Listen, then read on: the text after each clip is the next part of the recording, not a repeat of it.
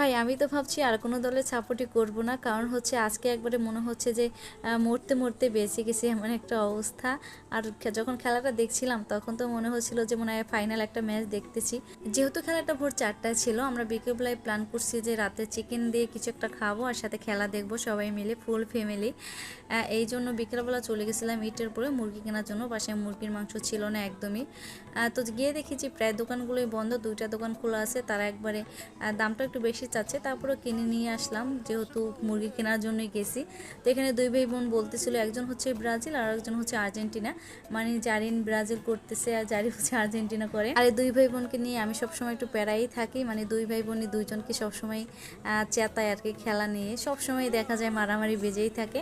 তো জারিনকে বলতেছিলাম আজকে হচ্ছে আর্জেন্টিনার খেলা, তা চিকেনটা নিয়ে আমরা 3জনে খাবো, তোমাকে চিকেন দিব না। জারিন বলতেছে যে না আমিও খাবো, আমি এখন আর্জেন্টিনায় চলে আসছি ব্রাজিল থেকে, মানে চিকেন খাওয়ার জন্য ভাবা যায় ব্রাজিল থেকে আর্জেন্টিনায় চলে আসছে।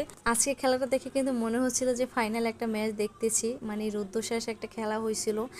এইটা বলতেই হবে যে আর্জেন্টিনার সাথে কিন্তু কেপ ভার্দে আজকে খুব ভালো একটা খেলা খেলছে মাশাআল্লাহ। মানে ওদের যে গোলকিপারটা ছিল জাস্ট অসাধারণ ও ছিল আর কি, অনেক সুন্দর খেলছে, কিন্তু ওর কথা আসলে বলতেই হবে। সবচেয়ে মজার বিষয় হচ্ছে যখন আর্জেন্টিনা একটা গোল দিচ্ছে তখন আবার রিটার্ন একটা গোল কিন্তু তারা ফিরিয়ে দিচ্ছিল। মানে কেমন যে একটা খেলা দেখছি বিশ্বাস করো, আমার কাছে এটাই মনে হচ্ছে সবসময় যে আমি ফাইনাল একটা ম্যাচ দেখছি।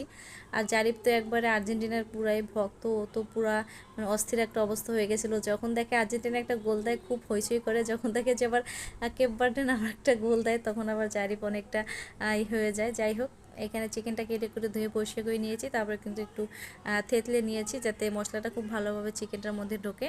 তারপর সব রকমের মশলা দিয়ে রাত্রেই মেখে রাখছিলাম। মাঝরাতে যখন 4টার সময় খেলা দেখতে উঠছি, উঠে প্রথম তো আমি চিকেনটা ভাজি নাই, হাফ টাইম খেলা দেখছি। তারপরে যখন বিরতি দিয়েছে তখন আমি চিকেনটা ভাজতে দিয়ে দিয়েছি। চিকেন দিয়ে খাওয়ার জন্য কটা পরোটা বানাবো, এই জন্য একটু ময়দা সুন্দর করে ছেনে নিয়েছি। এখানে প্রায় 10টার মতো রুটি হবে, এতগুলো রুটি আমাদের লাগবে না। এই পর্যন্ত ঠিকই ছিল, খুব ভালোভাবে খেলাটা দেখতেছিলাম। আর্জেন্টিনা একটা গোল দিয়েছে, কিছুক্ষণ পরেই ভাই যখন অন্য দলে একটা গোল দিয়ে দিয়েছে তারপরে একবারে মুডটাই পুরো চেঞ্জ হয়ে গেছিলো।